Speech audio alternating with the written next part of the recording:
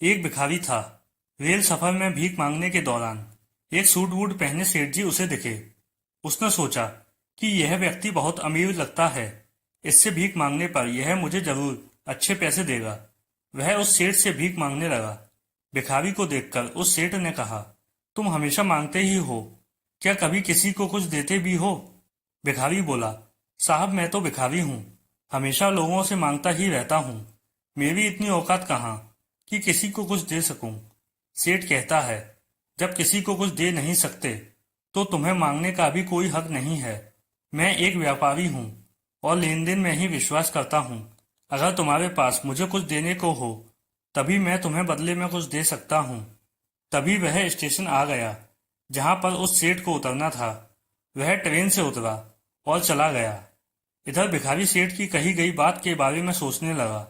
सेठ के द्वारा कही गई बात उस भिखारी के दिल में उतर गई। वह सोचने लगा कि शायद मुझे भीख में अधिक पैसा इसलिए नहीं मिलता क्योंकि मैं उसके बदले में किसी को कुछ दे नहीं पाता हूँ। लेकिन मैं तो भिखारी हूँ, किसी को कुछ देने लायक भी नहीं हूँ। लेकिन कब तक मैं लोगों को बिना कुछ दिए केवल मांगता ही रहूंगा। बहुत सोचने के बाद भिखारी ने निर्णय किया कि जो भी व्यक्ति उसे भीख देगा तो उसके बदले में वह भी उस व्यक्ति को कुछ जरूर देगा। लेकिन अब उसके दिमाग में यह प्रश्न चल रहा था कि वह खुद भिखारी है तो भीख के बदले में वह दूसरों को क्या दे सकता है। इस बात को सोचते हुए दिन भर गुजरा, लेकिन उसे अपने प्रश्न का कोई उत्तर नहीं मिला। दूसरे दिन जब वह स्टेशन के पास बैठा हुआ था तभी उसकी नजर कुछ फूलों पर पड़ी जो स्टेशन के आसपास के पौधों पर खिल रहे थे। उसने सोचा, क्यों ना मैं लोगों को भीख के बदले कुछ फूल दे दिया करूं। उसको अपना यह विचार अच्छा लगा और उसने वहां से कुछ फूल तोड़ लिए। वह ट्रेन में भीख मांगने पहुंचा।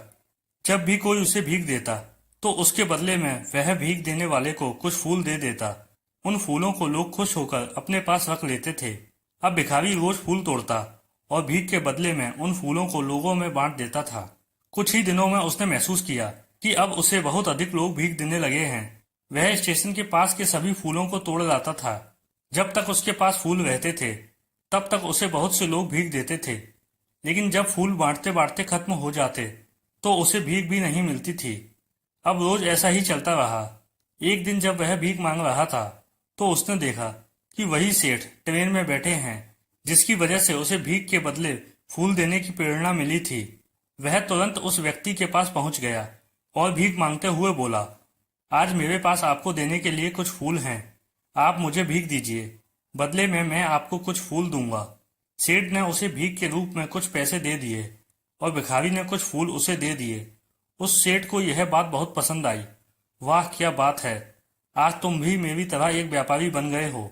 इतना कहकर फूल लेकर वह सेठ स्टेशन पर उतर गया। लेकिन उस सेठ द्वारा कही गई बात एक बार फिर से उस भिखारी के दिल में उतर गई। वह बार बार उस सेठ के द्वारा कही गई बात के बारे में सोचने लगा और बहुत खुश होने लगा। उसकी आंखें अब चमकने लगीं। उसे लगने लगा कि अब उसके हाथ सफलता की वह चाबी लग गई है जिसके द्वारा वह अपने जीवन को बदल सकता है। वह तुरंत ट्रेन से नीचे उतरा और उत्साहित होकर बहुत तेज आवाज में ऊपर आसमान की ओर देखकर बोला, मैं भिखारी नहीं हूँ, मैं तो एक व्यापारी हूँ। मैं भी उस सेठ जैसा बन सकता हूँ, मैं भी अमीर बन सकता हूँ। लोगों ने उसे देखा तो सोचा कि शायद यह भिखारी पागल हो गया है। अगले दिन से वह भिखारी उस स्टेशन पर फिर कभी नहीं दिखा। एक वर्ष बाद इसी स्टेशन पर दो व्यक्ति सूट वूट पहने हुए यात्रा कर रहे थे। दोनों ने एक दूसरे को देखा तो उनमें से एक ने दूसरे को हाथ जोड़कर प्रणाम किया और कहा, क्या आपने मुझे पहचाना? दूसरे व्यक्ति ने कहा, नहीं तो, शायद हम लोग पहली बार मिल रहे हैं। इस पर पहले व्यक्ति ने कहा, सेठ जी आप याद कीजिए, हम पहली बार नहीं बल्कि तीसरी बार मिल रहे हैं। सेठ सोचते हुए बोला, मुझे याद नहीं आ रहा, वैसे हम पहले दो बार कब मिले थे? अब पहला व्यक्ति मुस्कुराया और बोला, हम पहले भी दो बार इसी ट्रेन में मिले थे। मैं वही भिखारी हूँ जिसको आपने पहली मुलाकात में बताया कि मुझे जीवन में क्या करना चाहिए और दूसरी मुलाकात में बताया कि मैं वास्तव में कौन हूँ। नतीजा यह निकला कि आज मैं फूलों का एक बहुत बड़ा व्यापारी हूँ और इसी व्यापार के काम से दूसरे शहर जा रहा हूँ। आपने मुझे पहली मुलाकात में प्रकृति का नियम बताया था जिसके अनुसार हमें तभी कुछ मिलता है जब हम कुछ देते हैं। लेन देन का यह नियम वास्तव में काम करता है। मैंने यह बहुत अच्छी तरह महसूस किया है, लेकिन मैं खुद को हमेशा भिखारी ही समझता रहा।